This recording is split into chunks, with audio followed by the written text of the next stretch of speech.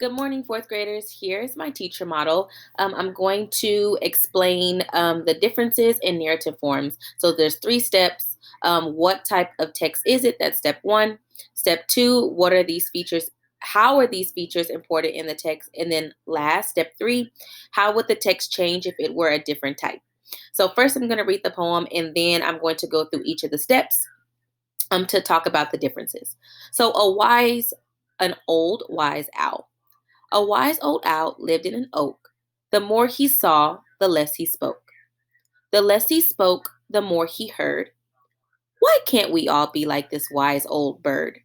Immediately, as I read this poem, I thought of the owl from Winnie the Pooh. Some of you guys, you may know who Winnie the Pooh is, you may not, but immediately thought of this wise old owl, so that's why I included this picture. That's what came to mind as I visualized. So, step 1.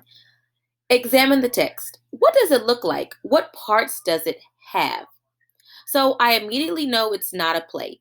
We don't have any scripts. We don't have any actors. We don't have any scripts for the line, just like right here. I know it's not a story. There's no characters. There's not a setting. There's not a problem solution. So I know it's not a story. So I believe it's a poem. I know this because it has 4 lines grouped into a stanza. So there's one stanza, but there's 4 lines. Each sentence starts with the new line. I know that because there's a period and then there's a capital letter that starts the new sentence. It also rhymes. So lines 1 and 2 rhyme, and lines 3 and 4 rhyme. Also, the words that repeat are the word less and the word more. So there's like a word play here going on. And I'm looking at these types of these different features here. So this poem has stanzas, it has lines, it rhymes, and it has some wordplay going on. So we're focusing on this section here. We're not focusing on stories. We're not focusing on the play. So we're focusing on this. Now, step 2. How are these features important in the text? So these features are important because it's giving this idea, an idea that being quiet and thinking rather than speaking makes the owl wise. So, for example, it says, the more he saw, the less he spoke.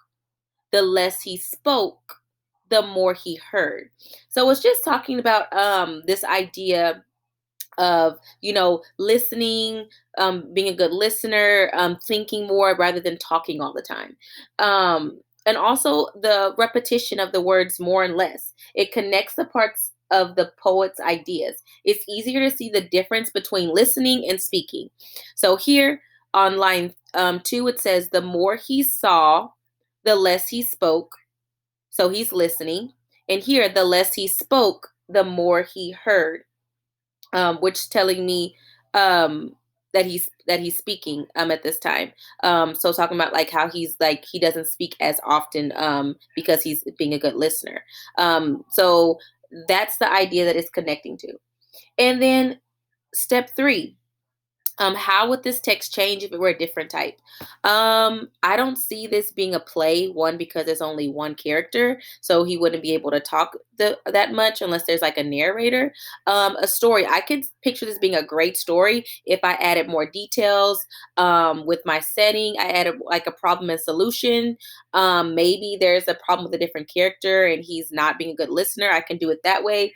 But if I were creating a story with just these words, it can be something as once there was a wise old owl who spoke very little. He didn't say much, but he heard a lot. Therefore, he became wise. That's not really fun read, so it's really hard to make this into a story. But I think if I were to go further and to add characters, setting a problem and solution, I think this could be an interesting story. But based on the words that I have here, it's not really a fun story. So we definitely know it is a poem. So this is what you guys, this is what you guys are going to be doing for your independent practice. You're going to be reading the Red Wheelbarrow, and you're going to be going through steps 1, 2, and 3. Step 1, what type of text is it? Step 2, how are the features important? And then step 3, how would the text change if it were a different type? All right, my friends, you're done with this video. You're going to continue on with Nearpod. Bye.